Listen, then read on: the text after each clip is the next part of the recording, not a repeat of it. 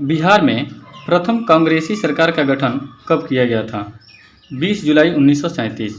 स्वतंत्र भारत के संविधान के अंतर्गत पहला आम चुनाव बिहार में कब हुआ था? 1952 ईस्वी में।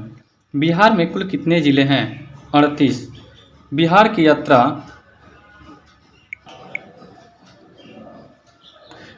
यात्रा करने वाला प्रथम ब्रिटिश यात्री कौन था? तो रॉल्फ फिच। ये भी याद रखिएगा कि सर टॉमस रो 1615 ईस्वी में जहांगीर के दरबार में आए थे, और सबसे पहले जहांगीर के दरबार में आने वाला कोई अंग्रेज था तो कैप्टन हॉकिंस 1609 ईस्वी में आया था। अगला क्वेश्चन है कि महापसार है। महापसार जो है वह मृतकों के प्राग ऐतिहासिक काल, यानी कह सकते हैं कि प्राग ऐतिहासिक क्या है, एक स्मारक है। दिल्ली का कौन सा सुल्तान अशोक स्तंभ को कौशाम्बी और टोपरा से दिल्ली स्थानांतरित किया था? इसका आंसर हो जाएगा फिरोज शाह तुगलक। अगला क्वेश्चन है, निम्नलिखित में से कालक्रम के अनुसार व्यवस्थित कीजिए और दिए गए कूट को चयन कीजिए। देखिए, जो चंपारण आंदोलन था वह 1917 ईस्वी में हुआ था। अमृतसर की जो घटना घटी थी जलियांवाला बाग हत्याकांड, वह 1919 में हुआ था। चौरी चौरा घटना जो असहयोग आंदोलन के दौरान हुई थी 1922 ईस्वी में हुई थी, और मोपला विद्रोह 1921 में हुआ था। इस तरह से आप सजाएंगे तो सी नंबर जो है वह सही हो जाएगा। जैन धर्म के श्वेतांबर और दिगंबर संप्रदाय में कब विभाजित हुआ? तो ये चंद्रगुप्त मौर्य के समय में हुआ था। क्वेश्चन आपसे ये भी पूछा जाता है कि जो बौद्ध धर्म था वह हीनयान और महायान में कब बटा था? तो कनिष्क के समय में बटा था। प्रसिद्ध रेशम मार्ग पर किस वंश के शासकों का अधिकार था? तो कुषाणों का। बिहार बजट 2021 में बिहार में कहाँ पर खेल विश्वविद्यालय की स्थापना की घोषणा गई है? इसका आंसर हो जाएगा आपका राजगीर।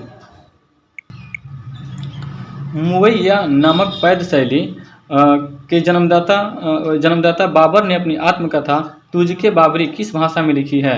इसका आंसर हो जाएगा तुर्की में। निम्नलिखित में से किस शैलकृत गुफा में 11 सिरों के बोधिसत्वों का अंकन मिलता है? इसका आंसर हो जाएगा आपका कन्हेरी।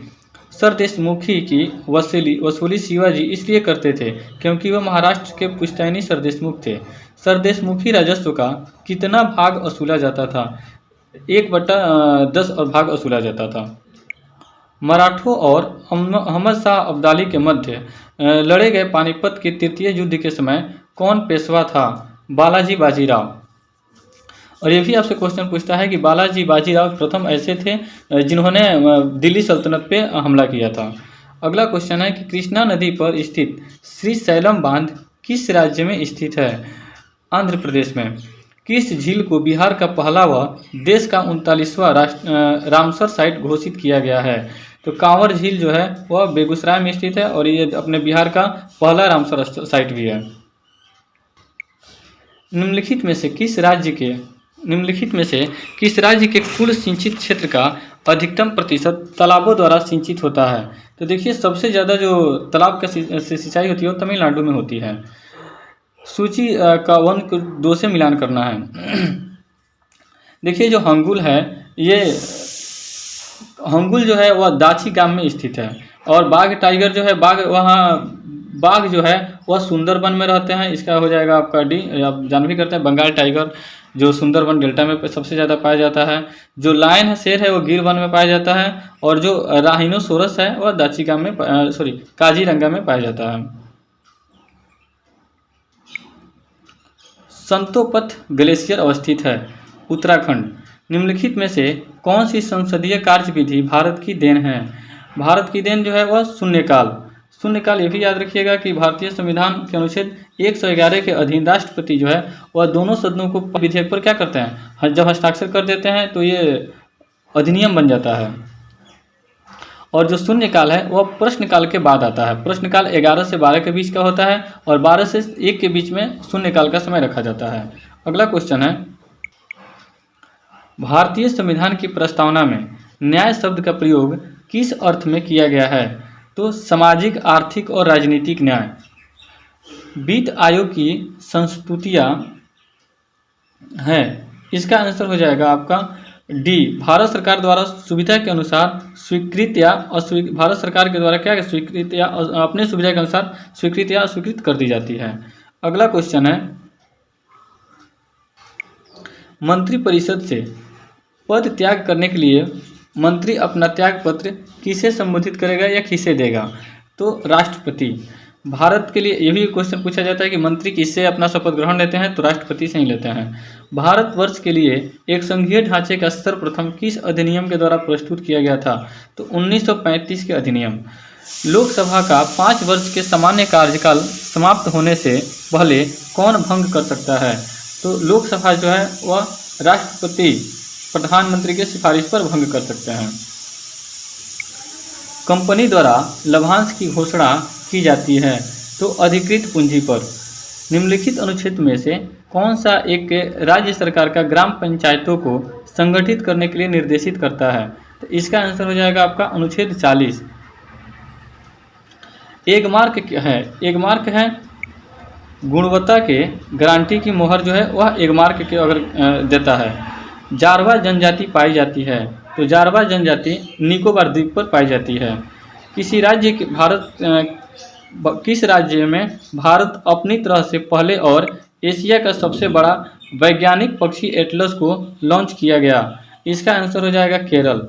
निम्नलिखित के निर्वाचन में निम्नलिखित में से कौन सा राष्ट्रपति के निर्वाचन में कौन भाग लेते हैं? इसका आंसर हो जाएगा लोकसभा और लोकसभा का गैर निर्वाचित सदस्य। क्वेश्चन पूछ रहा है कि निम्नलिखित राष्ट्रपति के निर्वाचन में निम्नलिखित में से कौन भाग नहीं लेता है? तो इसमें राज्य विधानसभा के निर्वाचित सदस्य भाग लेते हैं, लोकसभा के निर्वाचित सदस्य भाग लेते हैं और राज्यसभा के भी निर्वाचित सदस्य भाग लेते हैं। भाग कौन नहीं लेता है? तो लोकसभा के जो गैर निर्वाचित सदस्य हैं वो भाग नहीं लेते हैं और जो राज्यसभा में भी जिसे राष्ट्रपति चुनकर भेजता है वो भी सदस्य भाग नहीं लेते हैं। अगला क्वेश्चन है, निम्नलिखित में से कौन सा वर्गीकरण कच्ची सामग्री के आधार पर किया जाता है? इसका आंसर हो जाएगा आपका बी नंबर, आधारभूत और उपभोक्ता। पुस्तक भारत के प्रधानमंत्री देश दशा और दिशा के लेखक कौन हैं? इसका आंसर हो जाएगा रशीद किदवई। जो बैंक निक्षेप बिना नोटिस के निकाले जा सकते हैं उन्हें क्या कहा जाता है? इसका आंसर हो जाएगा आपका डी। जो मांग निक्षेप है वह बिना नोटिस के भी निकाले जा सकते हैं। निम्नलिखित प्रस्तावों में से किसका संदर्भित संबंध संघीय बजट से है? इसका आंसर हो जाएगा सी, कटौती प्रस्ताव। दृश्य निर्यात और दृश्य आयात के अंतर को कहा जाता है? इसका आंसर हो जाएगा व्यापार शेष। अगला क्वेश्चन है कि मुद्रा अवमूल्यन का परिणाम होता है? इसका आंसर हो जाएगा निर्यात में वृद्धि और भुगतान संतुलन में सुधार। अगला क्वेश्चन है, भारत में इकोलॉजिकल जोन्स कृषि पारिस्थितिकीय क्षेत्रों की कुल संख्या कितनी है? इसका आंसर हो जाएगा डी, 20 है। तिब्बत के पठार के समुद्र तल से ऊंचाई कितनी है? तो 5 किलोमीटर, एवरेज में 5 किलोमीटर है। भारत में निम्नलिखित कौन सी पर्वतीय श्रेणी केवल एक ही राज्य में फैली है? तो जो अजंता पर्वत श्रेणी है वह केवल एक ही राज्य महाराष्ट्र में फैली है। अगला क्वेश्चन है कि पद्म भूषण सम्मान प्राप्त करने वाले भारत के पहले पैरा एथलीट कौन बने हैं? तो इसका आंसर हो जाएगा सी, जो देवेंद्र झांझड़िया है, जो जेवलिन थ्रो किए थे वो पैरा एथलीट बन गए जो पद्म भूषण सम्मान प्राप्त किए हैं। भारतीय उपमहाद्वीप पर ग्रीष्म ऋतु में उच्च ताप और निम्न दाब हिंद महासागर से वायु के आकर्षण करते हैं, जिसके कारण प्रभावित होते हैं। तो ये जिसके कारण प्रवाहित होता है तो दक्षिणी पश्चिमी मानसून। भारत के निम्नलिखित क्षेत्रों में से कौन सा कपास की अधिकतम मात्रा में उत्पादन करता है? तो सबसे अधिक कपास जो है उत्तरी पश्चिमी और पश्चिमी भारत में उत्पादन किया जाता है। और ये भी याद रखिए कपास काली मिट्टी में ज़्यादा होता है और काली मिट्टी जो है वो बेसाल्ट चट्टानों को टूटने फूटने से बनती है। अलमाटी बांध किस नदी पे है? तो अलमाटी बांध कृष्णा नदी पे है। देश के निम्नलिखित किस राज्य में सबसे पहले सूर्योदय होता है? तो सबसे पहले सूर्योदय अरुणाचल प्रदेश में होता है। अगला क्वेश्चन है कि निम्नलिखित का सही कालक्रम बताएं या कालक्रम के अनुसार सजाएं। तो देखिए जो सबसे पहला कालक्रम है उसमें ताशकंद समझौता है, उसके बाद भारत सोवियत संधि है, उसके बाद शिमला समझौता और उसके बाद फरक्का समझौता। तो इसका सही आंसर हो जाएगा जो ए है। भारत के बाहर विश्व के पहले योग विश्वविद्यालय का उद्घाटन कहाँ किया गया है? तो इसका आंसर हो जाएगा डी, लॉस एंजल्स में। विश्व खाद्य पुरस्कार 2021 किस भारतीय को सम्मानित किया गया है? तो इसका आंसर हो जाएगा डॉक्टर शकुंतला हरक सिंह को दिया गया है। अगला क्वेश्चन है कि निम्नलिखित में से किस राज्य ने मार्च 2023 तक सभी घरों तक नल कनेक्शन देने की योजना बनाई है? तो इसका आंसर आपका हो जाएगा अरुणाचल प्रदेश। हाल ही में नासा द्वारा जारी 10 नए अंतरिक्ष यात्री की सूची में किस भारतीय को शामिल किया गया है? इसका आंसर आपका डी हो जाएगा, अनिल मेनन। अगला क्वेश्चन है कि निम्नलिखित अभिक्रियाओं में विस्थापन अभिक्रिया का उदाहरण है? तो इसका आंसर हो जाएगा आपका ए, जो CuSO4 है, CuSO4 प्लस Fe, जो क्या बनाएगा? तो FeSO4 प्लस कॉपर बनाएगा। और इसमें कॉपर क्या है? विस्थापन अभिक्रिया, कॉपर इसमें विस्थापन अभिक्रिया हो रहा है। अगला क्वेश्चन है कि चावल की खेती के लिए आदर्श जलवायु परिस्थितियां है? तो देखिए, जो चावल की खेती के लिए है वहाँ पे 100 सेंटीमीटर से अधिक वर्षा और 25 सेंटीमीटर से ऊपर का तापमान रहना चाहिए। अगला क्वेश्चन है कि प्राणियों और पादप की जातियों में अधिकतम विविधता कहाँ पाई जाती है? तो उष्णकटिबंधीय आर्द्र वनों में पाई जाती है। भारी मशीनों में स्नेहा के रूप में किस वस्तु का इस्तेमाल किया जाता है? तो ग्रेफाइट का इस्तेमाल किया जाता है। स्पंज क्या होता है? तो जो स्पंज होते हैं वह एक जीव होते हैं। स्पंज क्या है? तो एक प्रकार के जीव हैं। अगला क्वेश्चन है कि एक बीकर पर 4 डिग्री सेल्सियस पूर्णतः जल से भरा हुआ है, जल ऊपर से होकर बहने लगेगा यदि? तो इसका आंसर हो जाएगा सी, ए और बी दोनों, यानी 4 डिग्री सेल्सियस अगर ऊपर भी गर्म किया जाए या नीचे भी ठंडा किया जाए, क्योंकि आप जानते हैं कि 4 डिग्री सेल्सियस पर जल का क्या होता है? घनत्व तो सबसे अधिक होता है और आयतन सबसे कम होता है। भूमंडलीय तापन का मुख्य कारण किसकी वृद्धि है? तो भूमंडलीय तापन जो है वह कार्बन डाइऑक्साइड के चलता कारण गर्म हो रहा है और इसे ग्रीन हाउस इफेक्ट भी हम कह रहे हैं। ध्वनि को आंखों के रूप में प्रयोग करने वाले प्राणी हैं। ध्वनि के जो है आंख के रूप में प्रयोग करने वाला प्राणी कौन है? चमगादड़। ये पराश्रव्य तरंग छोड़ता है और फिर जो तरंग वापस आती है इसे सुनकर उस दिशा में ये ज्ञात कर सकता है कि शिकार है या नहीं है, और उसी को सुनकर ये रात में उड़ते भी हैं। अगला क्वेश्चन है कि लैंप की बत्ती में तेल ऊपर चढ़ता है? तो इसका आपका आंसर हो जाएगा केशिकत्व क्रिया के परिघटना के चलते। राइबोसोम की संरचना में होती है? तो राइबोसोम RNA और प्रोटीन के बने होते हैं। यक्ष्मा के रोगियों में निम्नलिखित में से कौन सी औषधि प्रभावशाली होती है? तो देखिए, यक्ष्मा में सबसे पहला जो यक्ष्मा टीबी को हम रोगी को भी कहते हैं, इसमें रिकैम्पिसिन जो औषधि है वो प्रभावित होती है। वायुमंडल में प्रकाश के विसरण का कारण है? वायुमंडल में प्रकाश के विसरण जो है वो धूलकण के कारण होता है। निम्नलिखित में से कौन सा एक कथन सही नहीं है? इसका आंसर हो जाएगा आपका सी नंबर, जो आर्द्रता के बढ़ने पर वायु में ध्वनि का वेग कम हो जाता है। बाकी देखिए, तापमान के बढ़ने पर वायु में ध्वनि का वेग बढ़ता है, सही है। वायु में ध्वनि का वेग ताप और दाब पर निर्भर नहीं करता, ध्वनि का वेग दाब पर निर्भर नहीं करता, ये सही है। आयाम और आवृत्ति में परिवर्तन वायु के वेग प्रभावित होता है, ये भी सही है। गलत क्या है? तो सी नंबर गलत है। अगला क्वेश्चन है किस पादप को शाकीय भारतीय डॉक्टर की उपमा प्रदान की जाती है? तो तुलसी को की जाती है। जैव प्रकाश के संदर्भ में सांपों में अंगों का लोप होने का मुख्य कारण क्या है? तो किसी पिंड पर 2 बल नीचे के चित्र के अनुसार लगाए गए हैं। पिंड किस दिशा की ओर गति करेगा? तो आप देख सकते हैं कि दोनों ओर 8 न्यूटन के ही बल लग रहे हैं, तो ये किसी भी दिशा में गति नहीं करेगा। क्वथन होता है? तो क्वथन एक निश्चित तापक्रम पर होता है। दाब बढ़ाने पे क्वथन बढ़ जाता है और दाब घटाने पे क्वथन घट जाता है।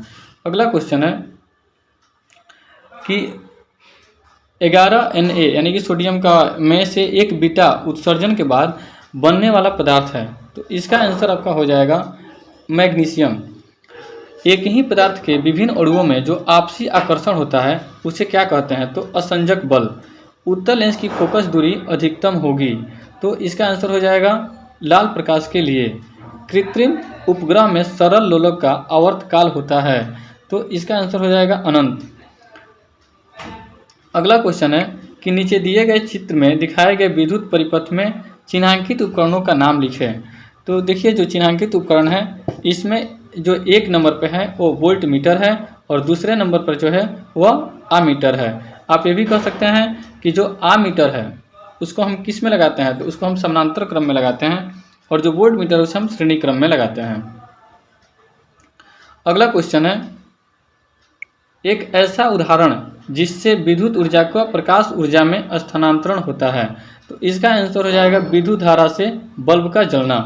यदि किसी सरल लोलक की लंबाई बढ़ा दी जाए तो उसके दोलन काल पर क्या प्रभाव पड़ेगा। इसका आंसर हो जाएगा आपका दोलन काल बढ़ जाएगा, क्योंकि आप जानते हैं कि जो आवर्तकाल होता है टी होता है वह समानुपाती होता है √L के, और जब लंबाई बढ़ाएंगे तो आवर्तकाल बढ़ेगा और लंबाई घट जाए तो आवर्तकाल घट जाएगा। क्वेश्चन ये भी पूछा जाता है कि एक झूला झूल रही लड़की के बगल में अगर कोई दूसरी लड़की बैठ जाए तो लोलक के आवर्तकाल पर क्या प्रभाव पड़ेगा, तो उससे कोई प्रभाव नहीं पड़ेगा, आवर्तकाल उतना ही रहेगा, अपरिवर्तित रहेगा। अगला क्वेश्चन है कि 220 वोल्ट पर किसी विद्युत बल्ब के तंतु में 2 एम्पीयर धारा 10 मिनट तक बहती है, तो इससे कितनी विद्युत ऊर्जा व्यय होगी। तो इसका आंसर हो जाएगा सी नंबर जो है 26,400 जूल।